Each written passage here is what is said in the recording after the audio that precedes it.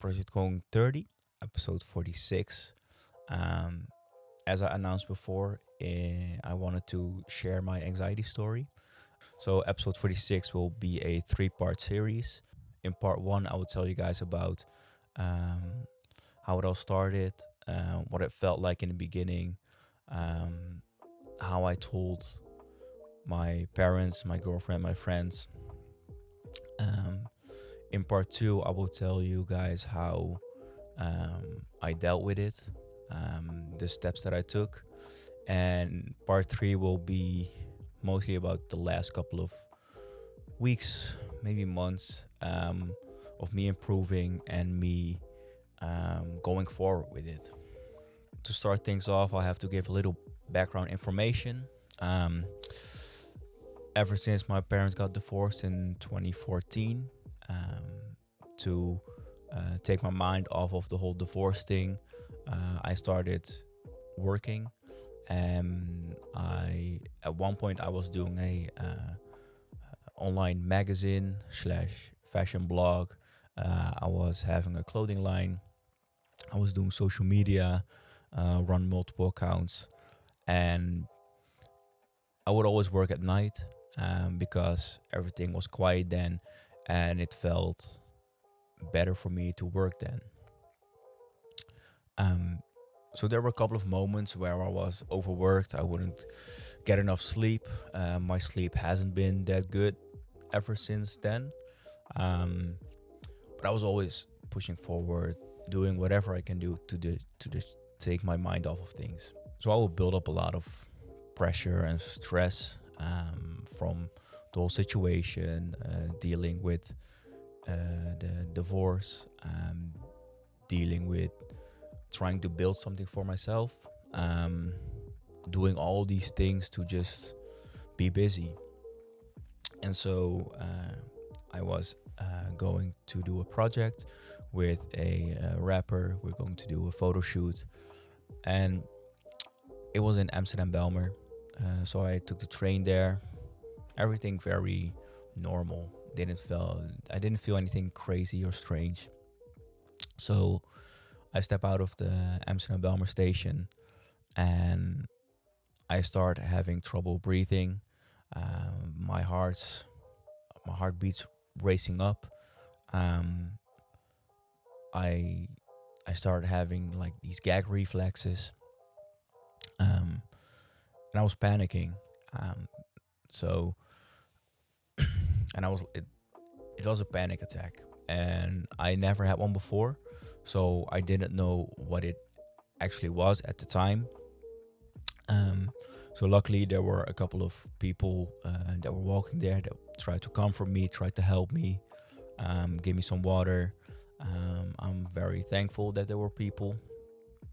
I texted the guy that I was meeting. I was like, "Yo, I'm having crazy panic attack. I still want to try to do the shoot, but just know I'm not feeling too hot right now." He was like, "Cool, hey, whatever you want, we're gonna do that. And if it's not working out, then we're not gonna do it." So we drive like 15 minutes or so, and we walk to a place. And with every step, I have to just sit down. I'm short of breath. My heart is racing. I'm sweating. I have the feeling that I have to throw up. Um, we end up calling it off, and I was like, "Yo, we got to do this another time. I don't know what's going on, but I I gotta go home right now." So he dropped me off the train station. Um, had some trouble going by train back again, but I put on my headphones, listened to some music, and I tried to just calm myself down. I got home. The only person I told was my girlfriend. I told her what was happening and that it felt so weird because I never experienced this before. Um, she knew what was going on. She told me like, "Yeah, that's probably your body just telling you, Wes, take a break. Just take a step back, take some rest, take care of you." because that's something that I hadn't been doing for a while. I was just constantly working, doing stuff, whatever it took to not think about all the stress, but that eventually put more stress on my body. And I learned that stress goes into the body and won't come out until you um, deal with it. Um, so she was like, "You have to go see a doctor." I was like, "Okay, I'll go see a doctor." But in the days after and the weeks after, I just felt like everything that I would normally do, from going to the gym. I was diehard at the gym, getting up at 4, being at the gym at 4:30. Got that mama mentality, and then it would just work. Go to basketball, video basketball highlights, but I couldn't do it anymore. I went to a basketball game, and um, I just I felt like I was panicking, so I took myself to the bathroom, um, locked myself in there, took 20 minutes telling myself, yo, it's okay, it's not scary, it's not, this is what you do, this is what you've been doing for the last um, year. So I got out, things, it's okay, I'm calmed down a bit. Um, but it did felt weird, like this is something that I did like always, and now I can't do it. And this all happened in like September 2021. So in the days and weeks after, I was like, okay, let me see how things go. Um, Things went worse. I couldn't go to the supermarket without having an anxiety attack. I couldn't go to basketball without feeling anxiety. I couldn't do sports anymore without feeling anxious. And everything that I normally did, I couldn't do it anymore. So after a couple of weeks, things started to get worse. Like I couldn't do anything anymore, like I just said. And I went to the doctor, explained the whole situation, and the doctor told me that I was having anxiety. There were some depressive thoughts as well, and that I needed to see a therapist. So I was like, okay, let's do it. Um, I'm down to see a therapist if that's needed to get better again, to be me again. And I told my parents a while later. My girlfriend kind of pushed me to tell them.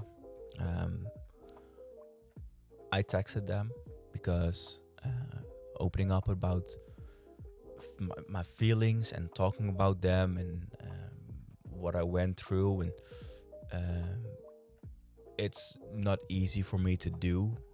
It's easier for me to talk to a camera and to talk about my feelings than go sit down with them and talk about how I feel and what I've experienced. So I just texted them, and I told them what was going on, what I was going through. I told them that for now I needed space. I needed them not to worry. Um, Obviously, if you tell your parents not to worry, they will worry. Um, but yeah, they reacted perfectly to it. Um, they've always been very supportive. Um, they've always been there for me. And yeah, that's like the start of it. That's how I first noticed it. That's how I realized that things were going to be a bit different. I was hoping that it will go away in a couple of weeks, a couple of months, but um, here I am, like a year and 9 months later, at a very good place right now, but it's still not completely gone. So yeah, that's it for part one. Thank you for watching. If you've made it like through to the end, I appreciate that. If you have questions, always feel free to DM me. I'm very open about it. I'm not an expert or a therapist, but I've done my fair share of sessions. Um, but I'm always open, but I'm always willing to talk about those type of things. So feel free to just message me. And yeah, see you at part 2.